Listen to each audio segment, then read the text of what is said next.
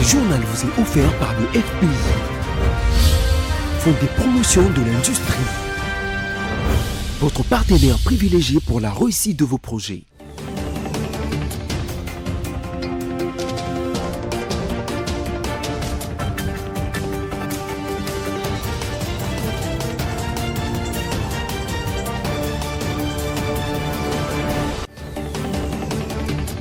Réel plaisir de vous informer, mesdames, messieurs, bonsoir et bienvenue dans ce journal. Tout de suite, les sommaires.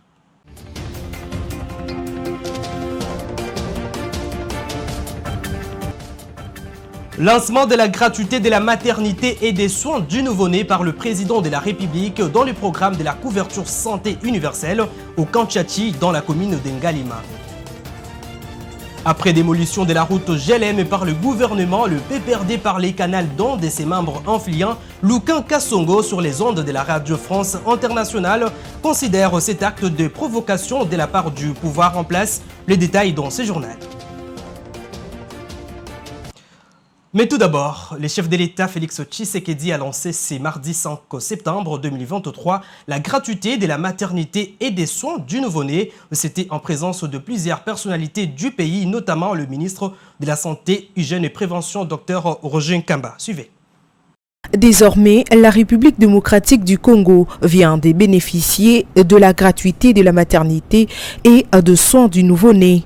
Comme promis par le président de la République, Félix-Antoine Tshisekedi Tshilombo, dans son programme Santé universelle. Le président de la République a ouvert cette cérémonie du lancement officiel à l'hôpital Camp Colonel Tchachi dans la commune d'Ngaliema. Je suis fier de vous annoncer que la République démocratique du Congo s'engage pleinement dans la réalisation de cette noble cause. La mise en place de la couverture santé universelle est et a toujours été une priorité de notre gouvernement et un pilier central de notre programme quinquennal, une véritable cause nationale. Grâce au financement de la Banque mondiale, nous prévoyons aussi d'élargir cette couverture de soins de qualité aux provinces du Kwilu, du Kasaï central et du Sud Kivu, ainsi qu'à 8 autres provinces du pays d'ici la fin de cette année. Le chef de l'État a en outre procédé sur place au camp colonel Tchachi à la remise des kits au ministre de la Santé, le docteur Roger Nkamba, qui a donné l'importance de cette gratuité de la maternité. En RDC, d'après les données récentes, la mortalité maternelle et infantile s'élève à plus de 480 décès maternels pour 100 000 naissances. C'est-à-dire chaque fois que 1000 femmes accouchent, 5 décèdent. Et nous avons pour 1000 naissances, 25 nouveau-nés décèdent. Cette hypermortalité a donc été identifiée comme une priorité de santé publique. Voilà pourquoi nous avons instauré des stratégies novatrices et efficaces fondées sur la vision de la couverture santé universelle pour réduire cette hypermortalité maternelle et ainsi atteindre les objectifs de développement durable.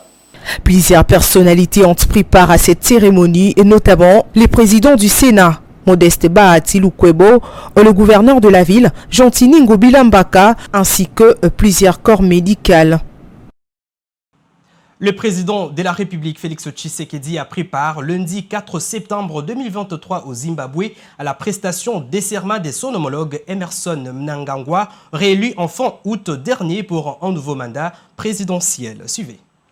Une tonnerre d'acclamations qui marque l'entrée des invités de marque présents à la cérémonie de prestation de serment. Le Sud-Africain Cyril Ramaphosa, le Mozambicain Philippe Nyusi et Félix-Antoine Tshisekedi Tshilombo de la République démocratique du Congo rejoignent la tribune. Déclaré vainqueur avec 52,6% des voix, Emerson Mnangagwa, âgé de 81 ans, remplit pour un second mandat présidentiel. L'homme du jour rejoint le stade avec une foule évaluée à plus de 50 000 personnes et c'est tout le stade qui se lève pour accueillir le président élu accompagné de son épouse.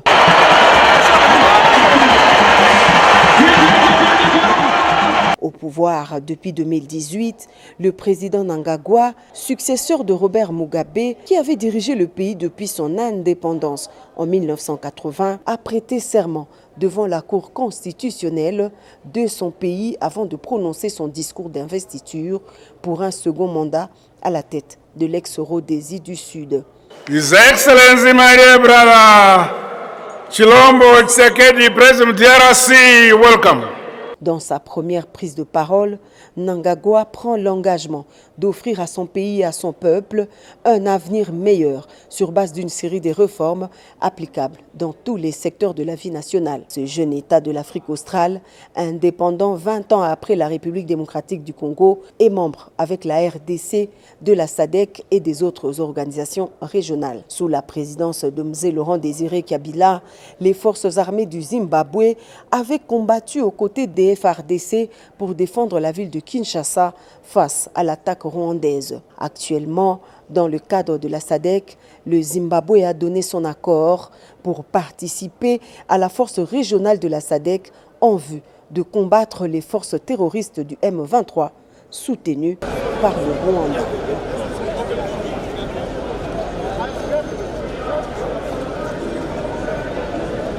Évoluons dans ce journal. Les laboratoires des philosophies, du droit, de l'éducation et du numérique de l'université de Kisangani, en collaboration avec d'autres grandes institutions universitaires du pays, dont l'UNIKIN, projette un colloque sur la problématique de l'éducation et la promotion des langues nationales de la RDC en octobre 2023. Le VPM de l'économie est invité à cet événement. Suivez. Le vice-premier ministre, ministre de l'économie nationale, encourage le renforcement de la politique de la concurrence et la protection des consommateurs en RDC. Vital Kamerhe a échangé sur la question ce lundi 4 septembre dans son cabinet de travail avec une délégation de la Conférence des Nations Unies sur le commerce et le développement CNUSED en mission en RDC et la Commission nationale de la concurrence CONAC. La délégation de la CNUSED, conduite par Yves Kenfak, a fait part au vice-premier ministre, ministre de l'économie nationale, de sa mission en RDC. Une mission d'évaluation des dispositifs institutionnels et réglementaires visant à promouvoir la politique de la concurrence et la protection des consommateurs. Nous venons de faire le point sur la mission d'évaluation que j'ai conduite ici la semaine dernière.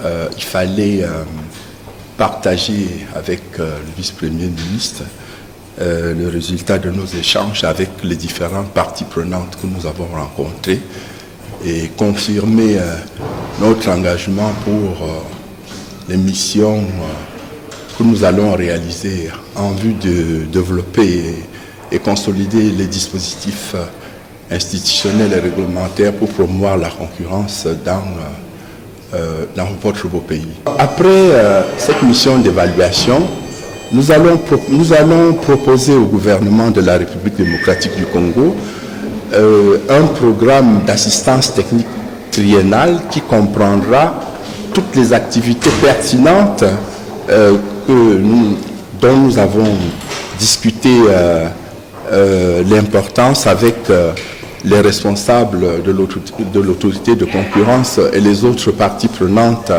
Le vice-premier ministre, ministre de l'économie nationale, s'est engagé à soutenir le secrétariat de la Conférence des Nations Unies sur le commerce et le développement dans différentes actions qui seront menées pour promouvoir la concurrence et la protection des consommateurs en RDC. Il faut noter qu'après sa mission en RDC, la CNUSED transmettra ses propositions pour examen et validation du gouvernement congolais d'ici le mois d'octobre 2023. Parlons dossier démolition de la route qui passe à Gelem, l'une des résidences de l'ancien président Joseph Kabila, démolie le week-end dernier par le ministère de l'Urbanisme. D'après le gouvernement, par la voix de son porte-parole Patrick Mouyaya au cours du débriefing animé hier lundi 4 septembre, je cite, « Pourquoi ce qui est autorisé devant le palais de la nation ne le serait-il pas ailleurs ?» On écoute Patrick Mouyaya. C'est que vous savez qu'ils rajoutent, moi je ne les rajoute pas, mais aimons le Congo et travaillons pour le Congo. Alors, sur votre dernière question, je vois qu'il y a toujours beaucoup de polémiques qui viennent, mais il faut regarder la question dans le fond. Moi, je n'ai pas suivi la question dans tous les détails, mais ce que je peux vous dire simplement, c'est que si vous voulez aller rapidement au Kempinski ou au Pullman, ne passez-vous pas devant le Palais de la Nation? Est-ce que, avant l'arrivée du président de la République aux responsabilités, est-ce qu'on pouvait passer devant le Palais de la Nation? Si on peut passer devant le bureau du président de la République en fonction, tout le monde peut passer par là, à toutes les heures.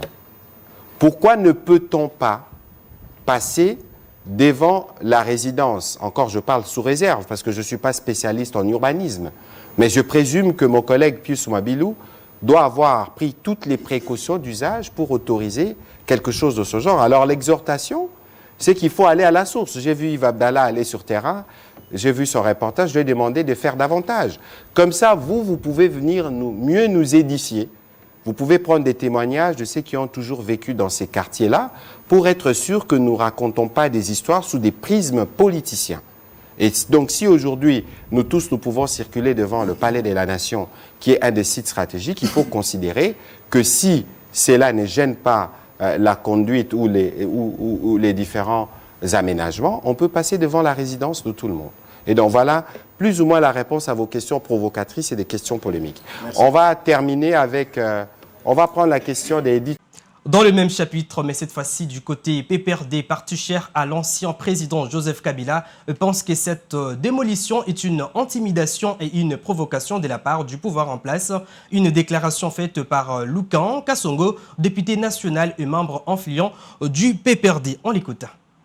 Comment vous pouvez imaginer vous-même, dans une concession privée, vous venez sans en informer les propriétaires, avec engin, avec marteau, vous avez vu vous-même comment ils ont détruit le mur. C'est de la destruction méchante. Et nous ne savons plus nous sommes dans quel droit, là où la justice ne fait plus son travail, là où les lois ne sont pas respectées. Ils sont habitués à violer la Constitution. Nous sommes aujourd'hui dans un état anarchique. Depuis quand la garde républicaine peut se permettre de venir construire les routes, superviser la destruction des murs? Aucun document adressé aux propriétaires de la concession. Nous sommes dans quel état là? Aujourd'hui, vous voyez tout espace vide et spolié. Vous avez acquis une concession là où il n'y a pas de passage. Vous cherchez à avoir le passage dans une concession privée d'un ancien président de la République qui mérite respect et protection. Alors que l'attention du peuple congolais est focalisée sur ce qui se passe à Goma, les manifestants pacifiques ont été massacrés. Curieusement, pour contourner l'attention du peuple congolais, on vient provoquer le président honoraire Joseph Kabila Kabange. Mettons en garde ces régimes aux abois. Nous sommes habitués à leurs intimidations. Et cette fois-ci, ça ne passera pas. Prenons cette information en bref. Les procès des détournements de fonds liés au parc agro-industriel de Bukangalonzo, opposant principalement l'ancien Premier ministre Augustin Matata Ponyo, est de nouveau renvoyé au 25 septembre 2023. Question de permettre aux avocats de la défense d'accéder à toutes les pièces du dossier évaluant en environ 6000 documents. C'est le président de la Cour constitutionnelle, Dieudonné Kamouleta, qui a accordé cette remise au cours de l'audience du lundi 4 septembre 2023. Et signalons qu'outre le sénateur Augustin Matata Ponyo, sont poursuivis dans cette affaire de détournement de plus de 86 millions de dollars. L'ancien gouverneur de la Banque centrale du Congo, Deogracias Mutombo, et l'homme d'affaires sud-africain Christo Grobet, patron de la société qui a gagné le marché du développement du parc agro-industriel de Bukangalonzo. Rendons-nous au sud Kivu, plus précisément dans la zone de santé des Fizi. Les cas de choléra ne cessent d'augmenter. D'après une source concordante, la semaine dernière, le cas enregistré et confirmé est passé des 34 à 74 dans cette zone. La plupart des cas proviennent des Baraka, jusque-là étaient dans la zone la plus touchée. Suivez. De 34 cas à 74 cas confirmés atteints de choléra depuis les débuts du mois d'août jusqu'à ce jour. Cette épidémie de choléra a été déclarée par la mairie de la ville de Baraka depuis le 25 août dernier. Pour ce faire, elle a demandé à la population de veiller sur le respect de règles d'hygiène. À Baraka, les zones les plus touchées sont Baraka Centre avec 37 cas à la 34e semaine, le quartier Mwemezi 1 avec 11 cas, Kalinga Nord 5 cas, Mwemezi 2 23 cas, Matata 1 cas et Matata 2 1 cas. Contrairement à l'aire de santé de Mushimbaki qui regorge 22 cas, mais son quartier le plus affecté est Mwadinga 2 qui a enregistré 17 cas. Par contre, on peut retenir que depuis la flambée de l'épidémie, la zone de santé de Fizi n'a enregistré aucun cas de décès, et selon les mêmes sources. sauf un cas de décès d'une personne étant en voyage hors de la zone sur les lacs Tanganyika vers la Tanzanie. C'est un récit signé Patricia Bomolo. Au Niger, le Premier ministre nommé par le militaire au pouvoir Ali Mahaman Lamine a affirmé lundi lors d'une conférence de presse que des échanges étaient en cours pour obtenir un départ rapide des soldats français, tout en espérant obtenir une attente avec le pays ouest-africain qui brandissent la menace d'une intervention armée. Reportage de nos confrères de France 24.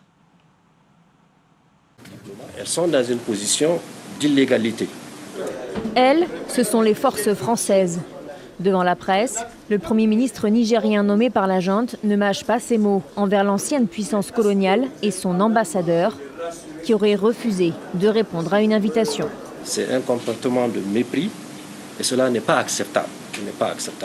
Et nous attendons simplement que ce partenaire non, on va dire, non valable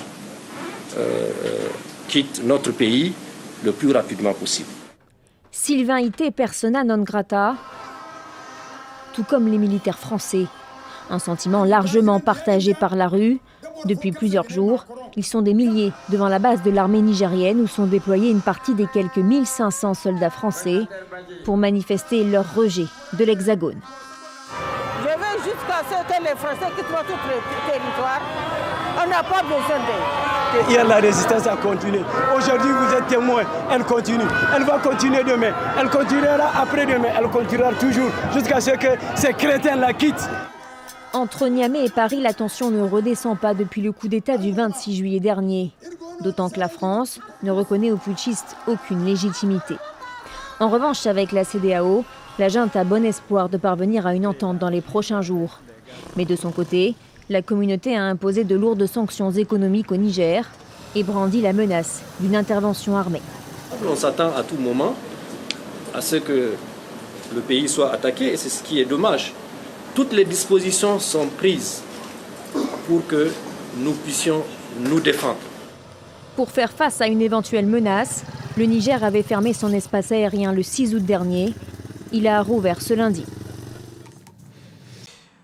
Prenons cette information sportive pour terminer. Les joueurs de l'équipe masculine espagnole de football ont fustigé lundi les comportements inacceptables du patron désormais suspendu de leur fédération, Luis Rubiales, qui avait embrassé par surprise sur la bouche une joueuse de la sélection féminine après sa victoire en Coupe du Monde. Suivez. Les joueurs de la sélection espagnole font front commun avec l'équipe féminine de football. Réunis ce lundi pour préparer 2 matchs de qualification à l'Euro 2024, ils en ont profité pour apporter leur soutien à Jenny Hermoso, embrassée de force par Luis Rubiales, le président de la fédération. Nous rejetons ce que nous considérons comme un comportement inacceptable de la part de M. Rubiales, qui n'a pas été à la hauteur de l'institution qu'il représente. Nous défendons clairement les valeurs du sport. Le football espagnol doit être le moteur du respect, de l'inspiration, de l'inclusion et de la diversité, et il doit être un exemple de conduite sur et en dehors du terrain. Depuis cet incident, Luis Rubiales, qui a refusé de démissionner, a été suspendu provisoirement par la FIFA. Une procédure est en cours devant le tribunal administratif du sport espagnol. Le gouvernement a aussi réclamé sa suspension provisoire. De son côté, Rubiales se défend. Il explique que le baiser était spontané et consensuel et qu'il est victime d'une chasse aux sorcières. Il a reçu un soutien de la part de certaines personnalités et a même été applaudi lorsqu'il a refusé de démissionner. Le soutien social dont bénéficie encore Rubiales est absurde. Il a tenu une assemblée publique, payée avec des fonds publics, au cours de laquelle il n'a même pas rectifié ses actes. Des actes qui ont blessé tant de personnes. Et le pire dans tout ça, c'est qu'il a détourné l'attention du succès obtenu par ces 23 femmes. Depuis, plusieurs manifestations ont eu lieu en Espagne, notamment à Barcelone. La pression exercée sur la Fédération espagnole de football ne fait que croître. Jenny Hermoso et 80 autres joueuses espagnoles ont déclaré qu'elles ne joueraient plus en équipe nationale si les dirigeants actuels continuent d'exercer leurs fonctions. Prenons les rappels des principaux titres.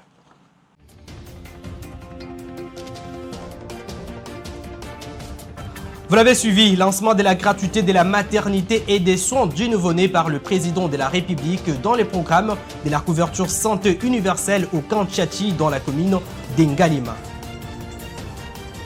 Et puis après démolition de la route GLM par le gouvernement, le PPR2 par le canal d'un de ses membres enfiliant, Loukan Kansongo sur les ondes de la Radio France Internationale considère cet acte de provocation de la part du pouvoir en place. C'est tout pour cette édition. Merci de l'avoir suivi et bonne suite de programmes sur nos antennes. Au revoir.